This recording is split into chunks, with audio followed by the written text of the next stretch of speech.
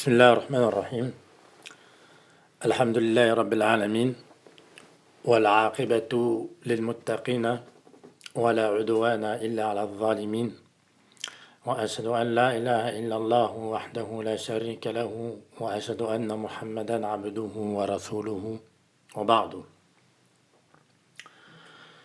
Pour des horaires de prière conformes au Coran et à la Sunna, on avait déjà fait une vidéo intitulée Horaires de prière, retour à la Sunna, les calendriers en question. Vidéo dans laquelle j'expliquais la nécessité de se baser sur la vision, c'est-à-dire les yeux et la vue, pour connaître les horaires de prière, et en quoi ce procédé du calcul, quel qu'en soit le degré, que ce soit 18, 12, 15, plus ou moins, en quoi ce procédé du calcul est foncièrement contraire au Coran et à la Sunna, c'est-à-dire qu'il ne peut en aucun cas être correct islamiquement parlant. Et j'y avais exposé les positions de trois savants importants qui sont Ibn Taymiyyah, Ibn Rajab al-Hanbali et Al-Albani. En poussant un peu les recherches sur ce sujet-là, notamment dans le monde du manuscrit, j'ai découvert plusieurs manuscrits intéressants qui condamnent aussi ce procédé du calcul.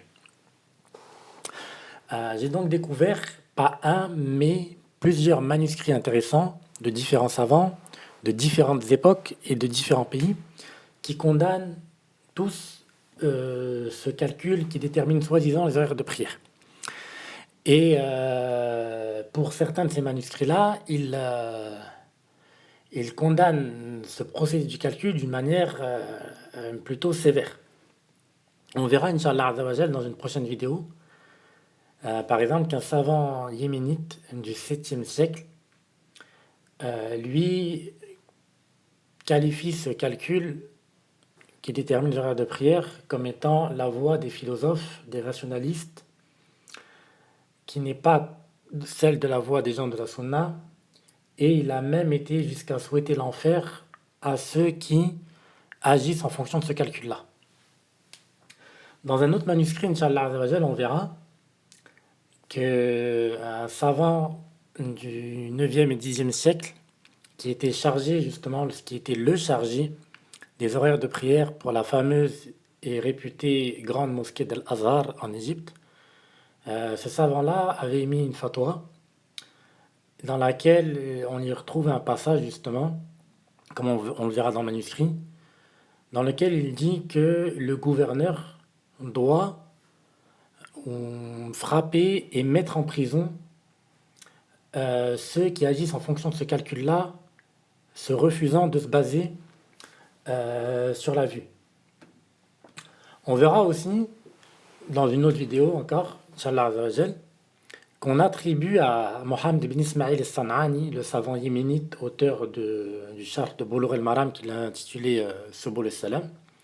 Et on y verra, Inch'Allah Azzawajal, pourquoi je dis qu'on lui attribue ça, qu'il dit que le calcul des horaires de prière est une innovation répugnante, et il attribue cette innovation-là aux gouverneurs. Pour lui, ce sont certains gouverneurs qui ont inventé ou qui ont tenu à inventer ce calcul-là.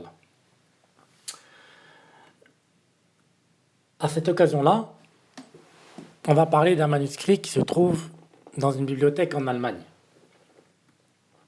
Il s'agit d'un manuscrit attribué à un savant, selon ce qui émerge, du 5e siècle de l'Hégire. Il s'agit donc de l'un des premiers savants à avoir condamné ce procédé du calcul-là. Chose qui vient nuancer ce que j'avais avancé dans ma première vidéo, comme quoi Ibn Taymiyyah serait le premier à avoir condamné ce calcul-là. Et donc ce manuscrit-là qu'on présente aujourd'hui vient faire émerger qu'Ibn Taymiyyah n'était pas le premier, mais qu'il y avait bien des savants avant lui qui l'avaient condamné. Comme je le disais dans cette première vidéo, il émerge, rien qu'en survolant le sujet, comme ça, là, sans trop pousser les recherches, juste en survolant, que ce procédé du calcul pour déterminer les horaires de prière a été inventé vers le 4e siècle de l'Hégire, et qu'il est difficile jusqu'ici de cerner qui est le premier à l'avoir inventé. Ce manuscrit, comme vous pouvez le voir dans l'image là, il est intitulé Kitab al-Manazil على مذاهب العرب. Et ce manuscrit est tellement ancien qu'on n'arrive même pas à retrouver le titre entier de ce livre-là.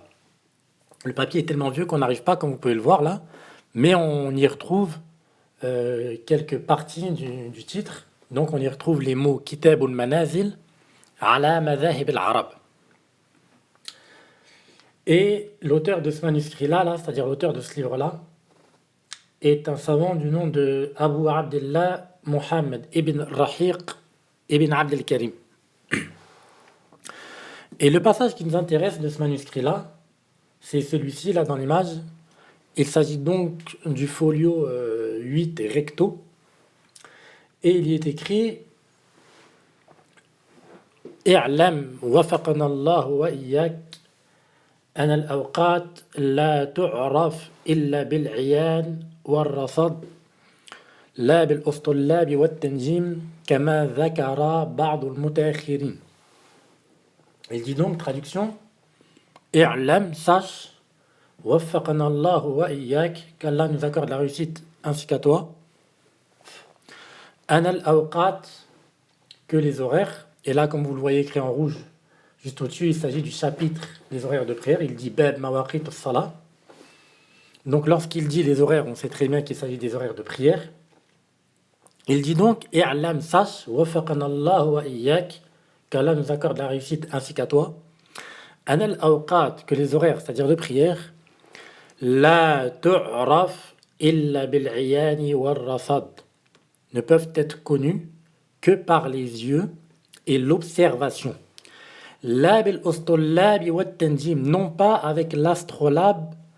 Et l'astrolabe, c'est quoi? C'est cet instrument qui avait été inventé, qui servait justement à observer les astres et qui a été le premier instrument avec lequel on déterminait les horaires de prière et aussi le début des mois lunaires. Et donc il dit ça ne doit pas être fait avec cet instrument, c'est-à-dire ça ne doit pas être fait avec le calcul, wa tanjim, ni avec l'observation des astres. La Terre, elle est là, le Soleil, il est là, etc. Justement, c'était un procédé de calcul. Kama zakara ba'dul mutaakhirin, comme l'ont mentionné certains contemporains, c'est-à-dire des contemporains à lui, comme lui, il est du 5e siècle. Donc, i'lam wafaqana Allah wa iyyak, sache qu'Allah nous accorde la réussite ainsi qu'à toi. An al-awqat, que les horaires de prière, la tu'raf illa bil-'iyani war-rasad, ne peuvent être connus qu'avec les yeux et l'observation, la bil ustullabi wa tanjim, non pas avec certains instruments qui servent à faire le calcul, ni avec l'observation des étoiles, kama zakara ba'dul mutaakhirin, comme l'ont mentionné certains contemporains. En somme, vu que ce calcul a été innové vers le 4e siècle de l'Hégire, le temps que ces auteurs rédigent sa théorie, qu'ils en débattent, qu'ils divergent, qu'ils se querellent, etc., puis le temps de le propager, qu'il soit quelque peu mis en application dans différentes mosquées, par exemple.